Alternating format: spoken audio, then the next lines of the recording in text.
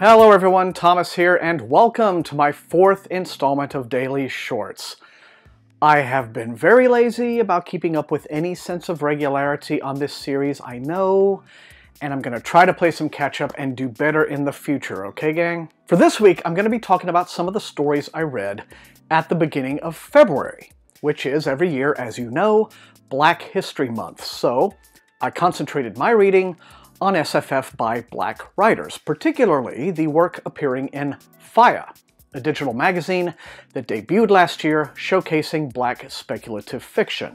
Now, I discovered a lot of exciting new talents, new to me anyway, as well as fresh ideas and fresh takes on familiar ideas. But first, I took in a story from an SFF giant, appearing in one of SFF's longest-running print magazines, The Hermit of Houston.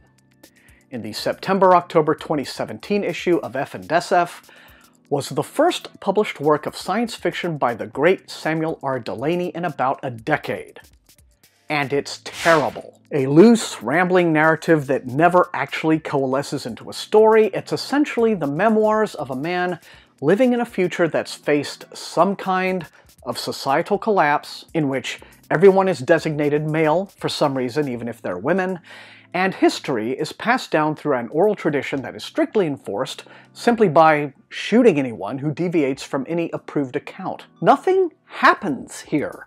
The narrator just talks about this and that for the length of a novelette until he's done. He rambles about his lover. There are threads of speculation on whether or not the Earth is round, or what if Holmes and Watson were gay? And there are hints that relics of the past like Facebook have evolved into religions, although it's never really clear how, nor is it ever clear that this is intended as some kind of satirical statement. Basically, it's all just a bewildering mishmash where you're never sure what the hell Delany is getting at, or if he is even getting at anything, though in the occasional glint of clarity, you can entertain the possibility that it's all a rumination on how what we recognize as history is a carefully constructed and controlled narrative. But we already knew that. And if anyone is tempted to say, well, of course it's hard to wrap your head around, it's Delany. You know, I've read Dahlgren, and it's not nearly the inaccessible headfuck people have made it out to be. Delany has always been good at messing with our minds in ways that don't elicit total confusion, so exactly what he's on about here, I don't know. Gratefully, I moved on to FIYAH, where I looked at 3 stories from the first and second issues, respectively. Now, I've already reviewed Long-Time Lurker, First-Time Bomber from the first issue in my first Daily Shorts, and so, continuing onward, The Shade Caller is a gripping story by Devon Sanders that has elements of both epic fantasy and body horror, set in a reimagined African culture that worships a goddess they call Mother Night. Our protagonist, Kandiri, is a Sonu condemned by the society as an unseen because exposure to the sun causes his skin to dissolve, exposing bone and internal organs. This is considered a mark of Mother Night's punishment for ancestral sins, and so Kandiri is about to undergo a ritual that will allow himself, the very first of all the Sonu, to become seen and essentially absolved. But then there is a complication that arises when he is accused of theft. It takes a couple of pages to acclimate to Sanders' world building, but once I was in, though I imagine there are layers of African folklore serving as inspiration here that I'm just not clued in on. Now, the story is all about being the other, and Kandiri's encounter with the character of the Shade Caller sets him on a path towards self-awareness. In particular, the awareness that no society that has gone to such great lengths to ostracize you will ever truly let you assimilate. In the end, the Shade Caller was good enough to persuade me to pick up Sanders' self-published fantasy trilogy, The Seed-Bearing Prince, the first chapter of which is tucked into the issue as a bonus item. Next up, V.H. Galloway offers CJKU Isha, a short story in which the last survivor of the Aloko, a humanoid race covered in grass, takes revenge upon the chief of a human tribe of hunters who have killed his father by killing the son of the hunter chief in turn.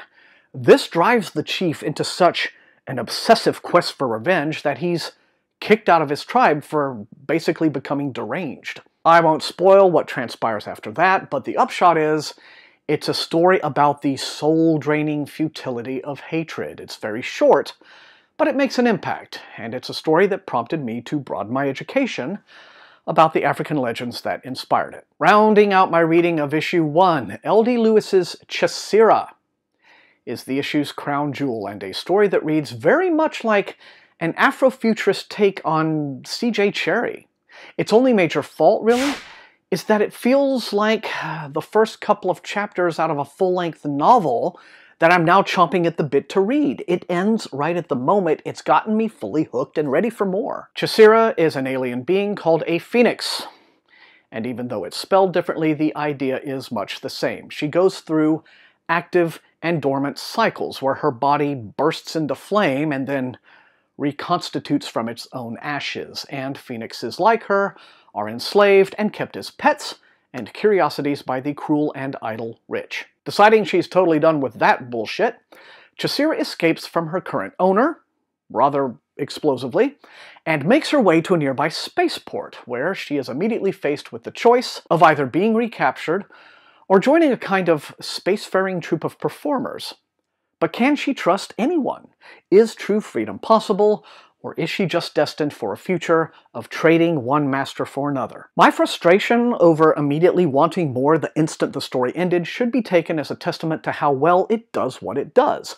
I especially loved the visual sensibilities in Lewis's prose, which lends to some lush world building, such as this description of the city as an island, tiered with jewel-toned architecture and bustling with wealth and secrets. The glowing arc of Earth beyond Atlas's atmosphere washed everything with blue notes.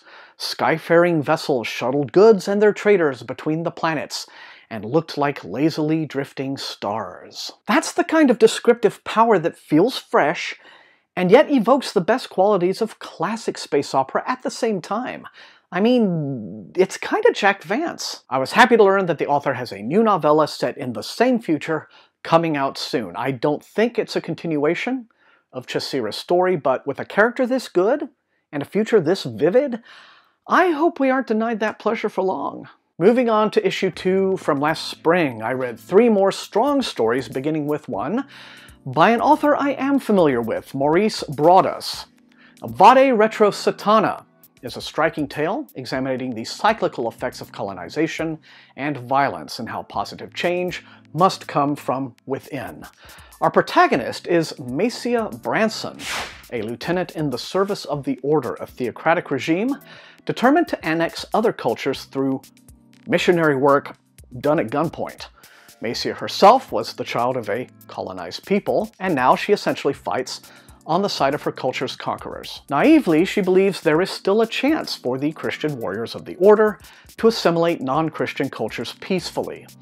But it's difficult when the most powerful people on both sides of the conflict have no hesitation in committing bloodshed. While on duty on the planet Nambra, where the Order's missionaries have targeted the Ujjayi people for conversion, Macia's unit is attacked by a resistance leader who has gone full-on terrorist. The more interesting conflict in the story is Macia's internal one. She wrestles with keeping a handle on both her own cultural origins and the teachings of the Church. Ultimately, you can't undo the dark deeds of the past, but even from the worst travails, you can have faith in a better future. Now, from my perspective, missionary work has always been the most insidious form of colonization, all down through actual history, although I admit my own atheism makes me pretty hostile to the practice. But anyway, all props to Maurice Broaddus for finding a real sense of moral balance in a story that could easily have been painted in simplistic tones of black and white. Talking to Cancer is a fascinating story about a young woman